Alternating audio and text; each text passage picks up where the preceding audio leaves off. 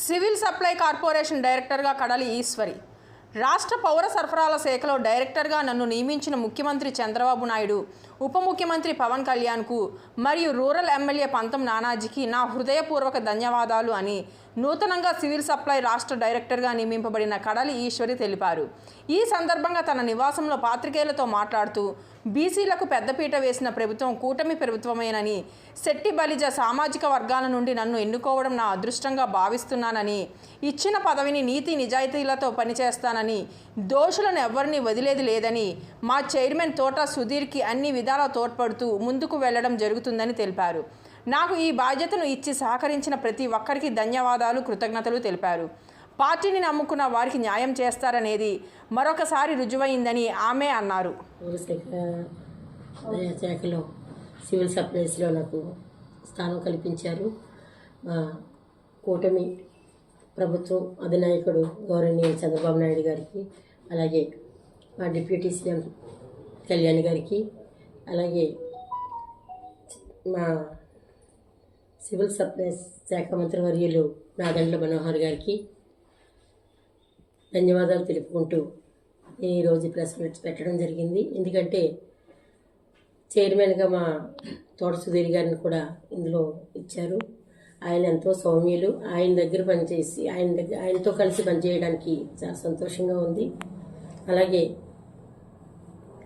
నాకు ప్రజలతో మమేకమైన శాఖ రేషన్ డిపో, ఇవన్నీ కూడా ఎంతో న్యాయంగా ధర్మంగా చేసే శాఖలో ప్రజలతో మమేకమయ్యి నేను ఉంటాను కాబట్టి ఇటువంటి శాఖ నాకు ఇచ్చినందుకు, డైరెక్టర్ పదవి ఇచ్చినందుకు చాలా సంతోషంగా ఉంది. అలాగే మాకు మనోహర్ గారు ఎప్పుడు కూడా నీతిగా నిజాయితీగా చెయ్యాలి అని చెప్పేసి ఆయన తీసుకునే శాఖ ఎటువంటిదంటే, ముందు ప్రభుత్వంలో చూసాం ఎన్ని అవకతవకలు జరిగాయో రేషన్ డిపోల్లోని, ఎటువంటి సరుకు ఇచ్చేవారు కూడా చూసాం.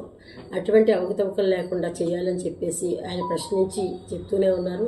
అదేవిధంగా అటువంటి వాళ్ళకే ఆ శాఖలో స్థానం కల్పించారు. సుధీర్ గారు అనగా, నన్ను అనగా ప్రతి ఒక్కరిని కూడా మేము ఆయన పెట్టుకున్న నమ్మకాన్ని మేము నిలబెట్టుకుంటూ ప్రతిరోజు ఏదో ఒక టైంలో ఏదో ఒక డిపోకి వెళ్ళి అక్కడ సరుకు ఎంత వస్తుంది, ఏం జరుగుతుంది, ఎలా ఇస్తున్నారు అన్న దాని మీద మేము నిఘా వేసి ఎటువంటి అవకతవకలు జరగకుండా చూస్తామని చెప్పేసి మనస్ఫూర్తిగా చెప్తున్నామండి. ఎందుకంటే ప్రజలకి, అంటే పేద ప్రజలు, బడుగు బలహీన వర్గాలకి సంబంధించిన ఈ రేషన్ డిపో అంటే ప్రతి ఒక్కరు కూడా ఆ రేషన్ బియ్యం తెచ్చుకొని, ఆ సరుకులు తెచ్చుకొని నెలంతా తింటారు వాళ్ళు. అటువంటి దాంట్లోనే ఎన్నో అవకతవకలు చేసి పుచ్చిపోయిన పప్పు ఇవ్వడం, అటువంటివన్నీ కూడా మనం గత ప్రభుత్వంలో చూసాం. ఈ ప్రభుత్వంలో అటువంటివి జరగకుండా, అంటే డైరెక్ట్గా వచ్చిన సరుకుని వచ్చినట్టే దారి మళ్లించేసేవారు. అటువంటి ఏమి జరగకుండా చూడాలని చెప్పేసి ఫస్ట్ నుంచి కూడా మనోహర్ గారు చెప్తూనే ఉన్నారు. ఇప్పుడు కూడా అటువంటి దాంట్లో నాకు స్థానం కల్పించి నాకు డైరెక్టర్ పదవి ఇచ్చినందుకు మరొక్కసారి మా కూటమి ప్రభుత్వానికి, అలాగే మన అధినాయకుడికి ధన్యవాదాలు తెలుపుకుంటున్నాం.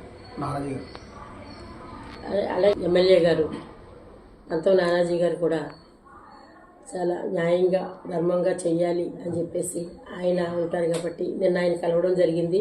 అమ్మ, చాలా మంచి పదవి వచ్చింది మీకు, బాగా చేద్దామమ్మా అని చెప్పేసి చెప్పడం జరిగింది. ఆయనకు కూడా ప్రత్యేక ధన్యవాదాలు తెలుపుకుంటున్నామండి.